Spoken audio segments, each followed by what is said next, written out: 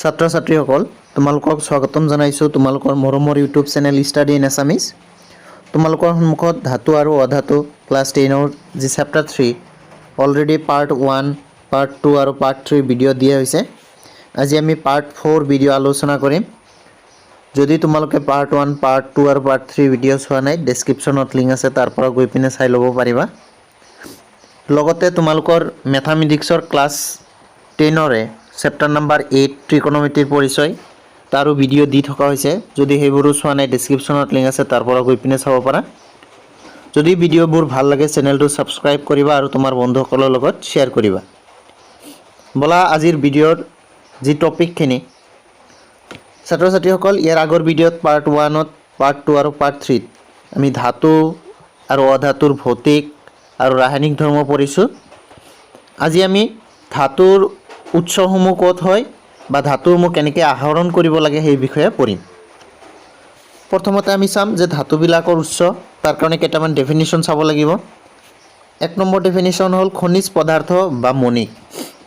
এতিয়া আমি সচৰাচৰে মানুহৰ কোৱা শুনা পাওঁ যে সোণৰ খনি ওলাইছে, তোমালোকে খনি বুলি শুনা পাইছে নহয়, সেইটো খনি। সেই খনিজ পদাৰ্থ তাত পোৱা যাব বা মণিক তাত পোৱা যাব। খনিৰ পৰা যেনেকৈ খনি এটা ঠাই, যি ঠাইত পদাৰ্থ এটা পোৱা যায় বেছি পৰিমাণে, তাক খনি বুলি কোৱা হয়। এতিয়া খনিজ পদাৰ্থ মানে কি, আমাৰ পৃথিৱীত যৌগ বা মৌল অৱস্থাত, যেনেকৈ সোণ মৌল অৱস্থাত থাকে, কিন্তু ছ'ডিয়াম এইবোৰ যৌগ অৱস্থাত থাকিব, বা আন যিখিনি সক্ৰিয় ধাতু আছে সেইখিনি যৌগ অৱস্থাত থাকে।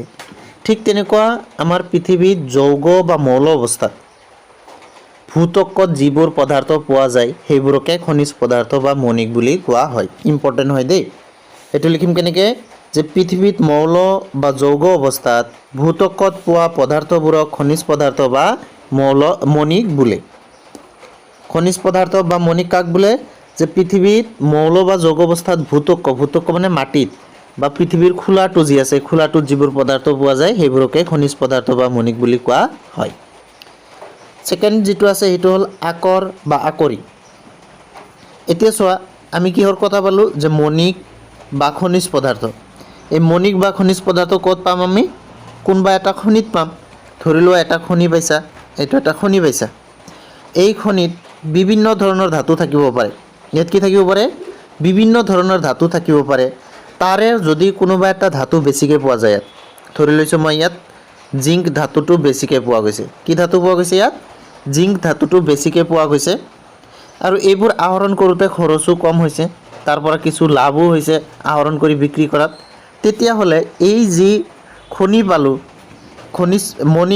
মণিকৰ যি খনি পালোঁ, এই খনিটোৰ নামে সেই ধাতুটোৰ কাৰণে, কাৰ কাৰণে, জিংকৰ কাৰণে আকৰ বা আকৰিক হ'ব। এই খনিটো কাৰ আকৰিক হ'ব বা আকৰ হ'ব, সেই জিংকৰ, যিটো বেছিকৈ পাম, যাক আমি কম খৰচত অধিক লাভজনকভাৱে আহৰণ কৰিব পাৰোঁ। সেইটো লিখিলে আমি কেনেকৈ লিখিম চাবা, যে কিছুমান খনিজ পদাৰ্থত কোনো এবিধ ধাতুৰ পৰিমাণ অধিক থাকে। এই খনিজ পদাৰ্থ যিবোৰ আছে, এই খনিজ পদাৰ্থত কোনো এবিধ ধাতু কি থাকিব পাৰে, অধিক পৰিমাণে বেছিকৈ থাকিব পাৰে, আৰু তাৰ পৰা ধাতুবিধ লাভজনকভাৱে আহৰণ কৰিব পাৰি, আৰু তাৰ পৰা সেই ধাতুবিধ লাভজনকভাৱে আহৰণ কৰিব পাৰোঁ, তাকে ধাতুটোৰ আকৰ বা আকৰিক বোলে।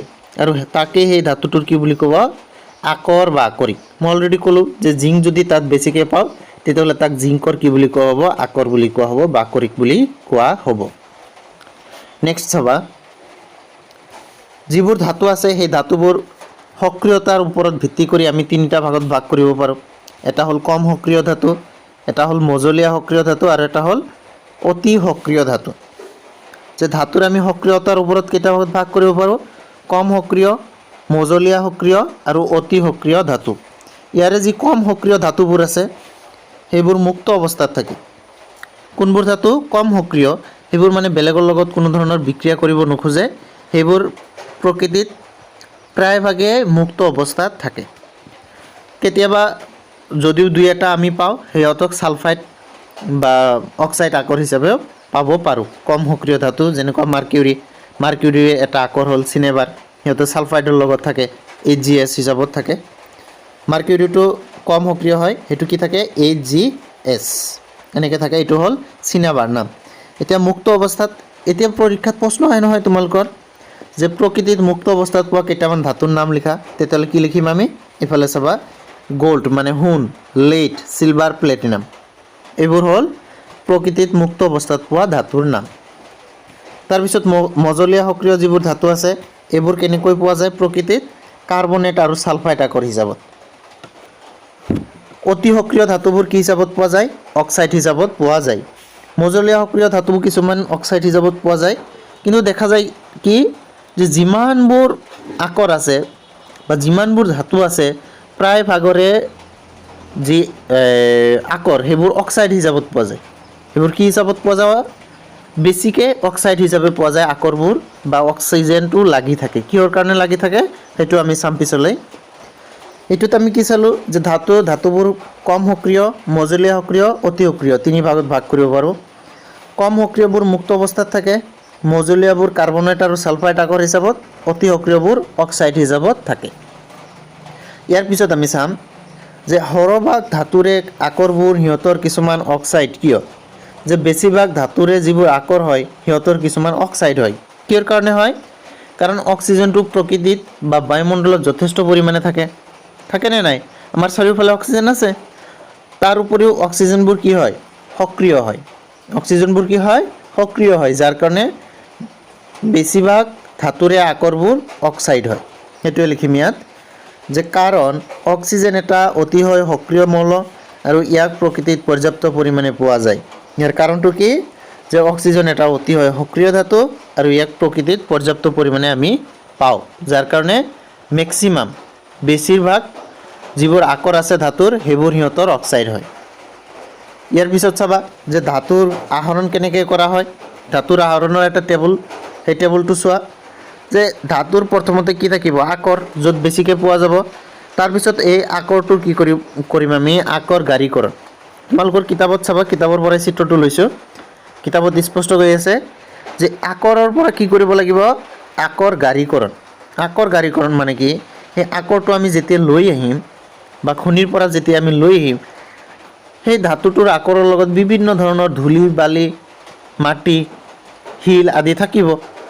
সেই শিল বালি মাটি এইবোৰ আঁতৰ কৰাই দিয়াকে আকৰ গাড়ীকৰণ বুলি কোৱা হয়। মানে আকৰৰ পৰিমাণটো আমি বেছি কৰি দিওঁ, তাকে আমি কি বুলি ক'ম? আকৰ গাড়ীকৰণ বুলি ক'ম। এইটো চিম্পুল কথা। আকৌ এই আকৰৰ লগত যিবোৰ ধূলি বালি থাকিল বা মাটি থাকিল, শিল থাকিল, সেইবোৰৰ এটা স্পেচিয়েল নাম হ'ল খনিজ মল। এইটো পিছলৈ পাম। আকৰ গাড়ীকৰণ কৰিলোঁ মানে যিবোৰ মল আছিল, মলজাতীয় বস্তু, এই মলখিনি গুচাই দিলোঁ। তাৰপিছত এতিয়া আমি শ্ৰেণী চাম। শ্ৰেণী এটা হ'ল কম সক্ৰিয়, এটা হ'ল মজলীয়া সক্ৰিয় আৰু এটা অতি সক্ৰিয় ধাতু। যিবোৰ কম সক্ৰিয় ধাতু এইবোৰ কিছুমান ছালফাইড আকৰ হিচাপত পোৱা যায়। মই অলৰেডি কৰোঁ মাৰ্কিউৰিৰ যিটো চিনাবাৰ, সেইটো মাৰ্কিউৰিৰ ছালফাইড হিচাপত থাকে। সেই কম সক্ৰিয় ধাতুবোৰ কি হিচাপত পোৱা যায়? ছালফাইড আকৰ। আৰু এই ছালফাইড আকৰবোৰক তাপজাৰণ কৰা হয়। এতিয়া তাপজাৰণটো কি হয় পিছত চাম।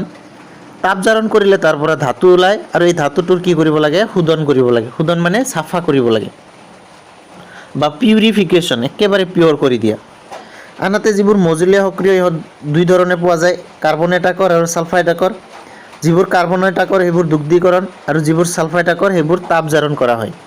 আৰু এইবোৰ কৰিলে ধাতৱ অক্সাইড ওলাব। ধাতৱ অক্সাইড ধাতুলৈ বিজাৰণ আৰু তাৰপিছত ধাতুটোৰ শোধন কৰিব লাগিব।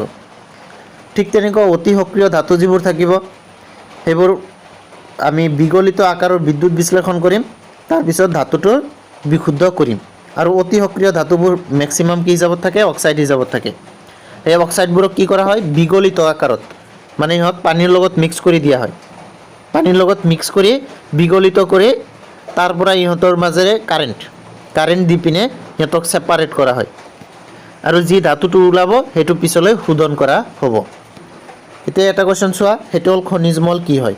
মই অলৰেডি কৈ দিলোঁ যে খনিৰ পৰা আহৰণ কৰাৰ সময়ত আকৰৰ লগত বহুতো ঔষধি যেনে মাটি, বালি আদি মিহলি হৈ থাকে। এই ঔষধিবোৰক খনিজ মল বোলে।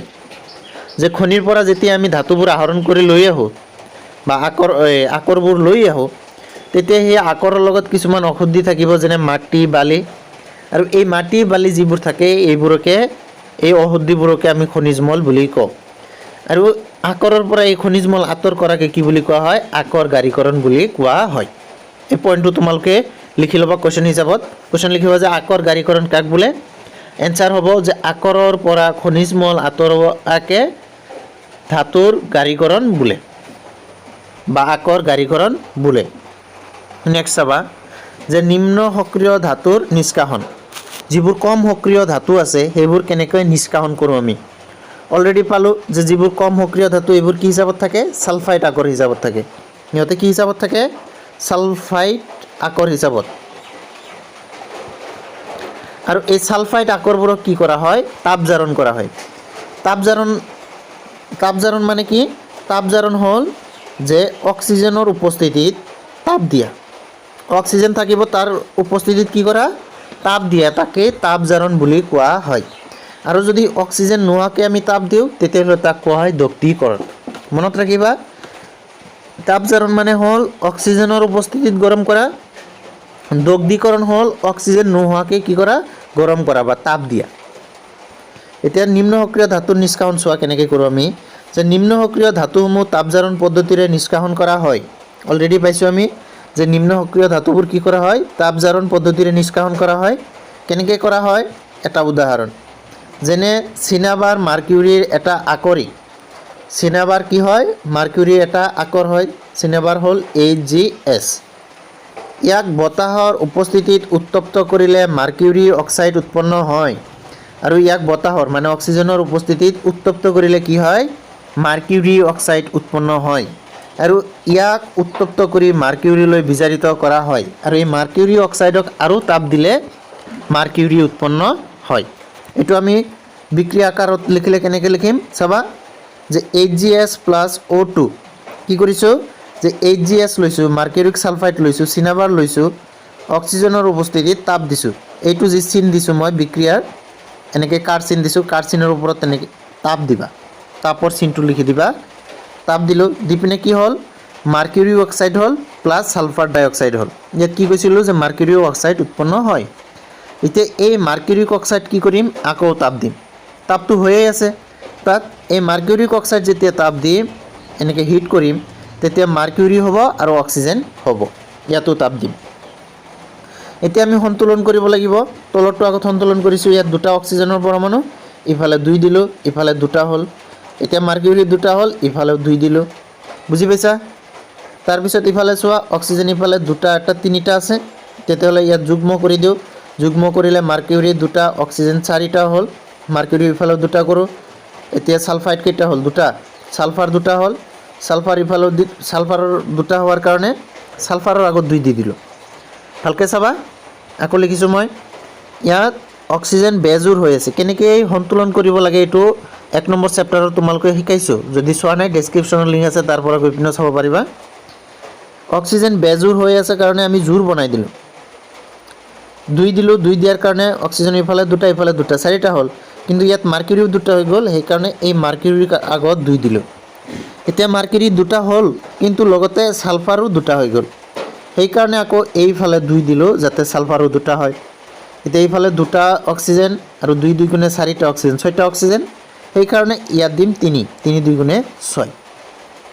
নিশ্চয় বুজি পাইছা? তোমালোকে এনেকৈ সন্তুলন কৰিব লাগিব।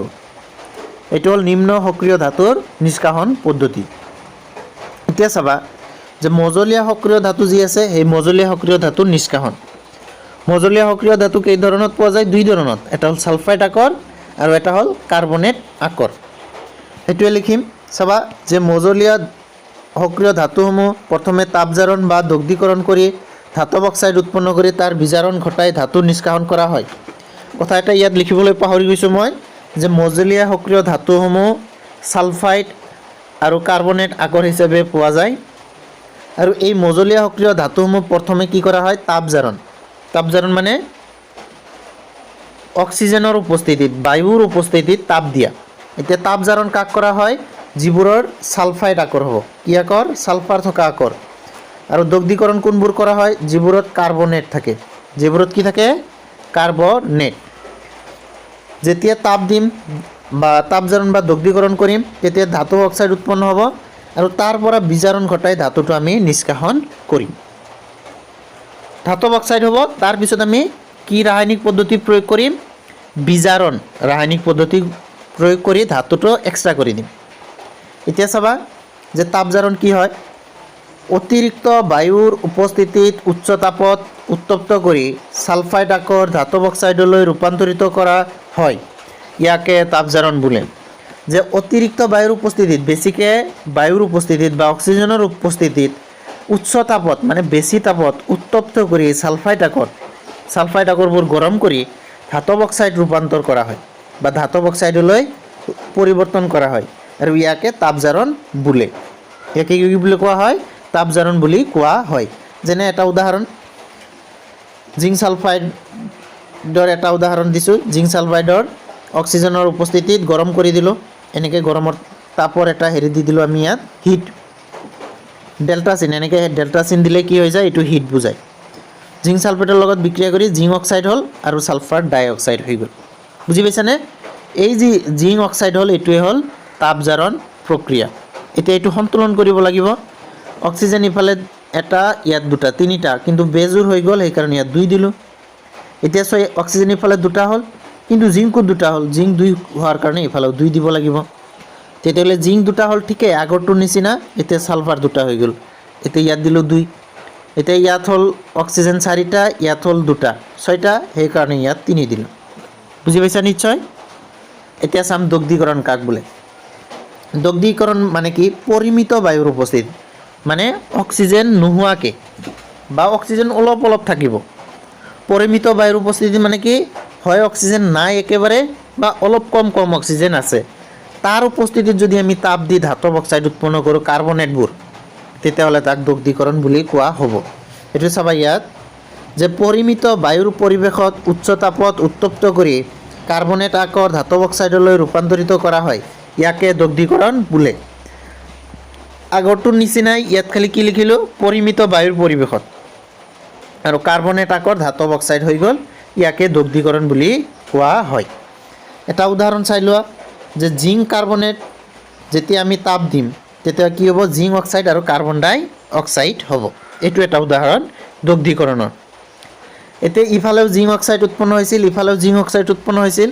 এইটো চোৱা, আকৌ এই সমীকৰণটো কি হৈ আছে, সন্তুলন হৈ আছে, যাৰ কাৰণে এইটো আমি সন্তুলন কৰিব নালাগে।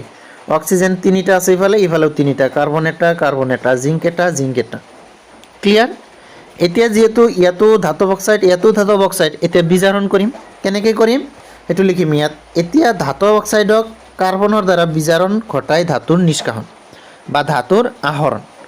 এতিয়া কাক দি আমি বিজাৰণ কৰিম, কাৰ্বন দি। কেনেকৈ চোৱা, zinc oxide plus carbon, zinc plus carbon মনো অক্সাইড। এতিয়া জিংকটো ওলাইছে নে নাই, আমাৰ এই জিংক ধাতুটোৱে দৰকাৰ আছিল। এইটো হ'ল ধাতুটোৰ নিষ্কাশন। এইটো কিহৰ ক্ষেত্ৰত আছিল, মজলীয়া সক্ৰিয় ধাতুৰ।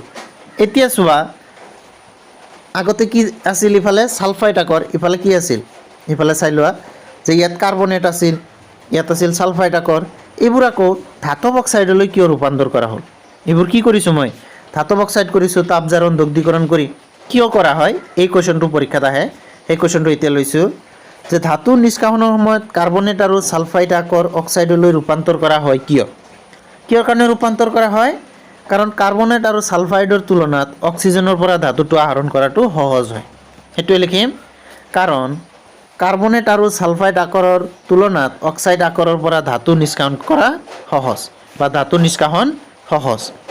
কাৰ্বনেট আৰু ছালফাইডৰ পৰা নিষ্কাশন কৰোৱাটো যিমান টান হয়, কঠিন হয়, তাতকৈ অক্সাইডৰ পৰা আহৰণ কৰাটো সহজ হয়। সেইটোৱে লিখি দিছোঁ। এই কুৱেশ্যনটো আহে 1 মাৰ্কৰ কাৰণে, বহুত ইম্পৰ্টেণ্ট হয়।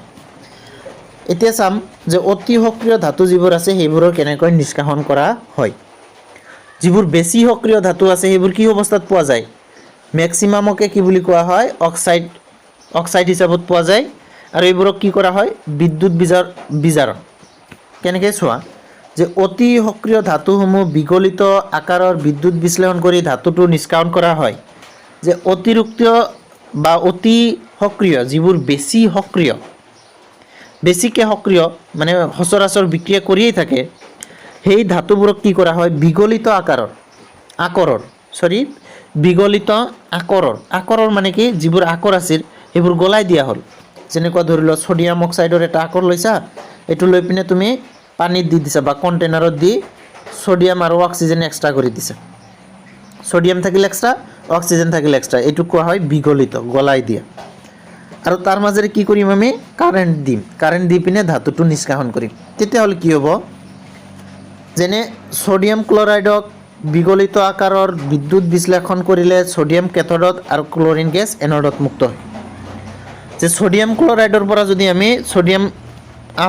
সোডিয়াম ধাতু ল'ব লাগে, তেতিয়াহ'লে বিগলিত আকাৰৰ বিদ্যুৎ বিশ্লেষণ কৰিম।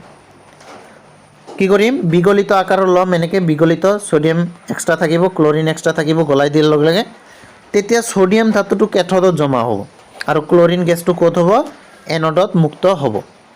তেতিয়া মানে ইয়াত আমি কি কৰিম, এনড আৰু কেথডৰ টুকুৰা ডুবাই দিম। বুজি পাইছা নহয়?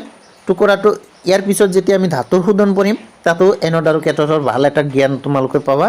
মানে আমি এনেকৈ যি কণ্টেইনাৰ ল'ম, সেই কণ্টেইনাৰত আমি এনড আৰু কেথডটো দেখাই দিম, কেনেকৈ লগাই দি ইয়াত কেনেকৈ আকৌ তাৰ লগোৱা থাকিব, সেইটো পিছত ধাতুৰ শোধনত দেখাম।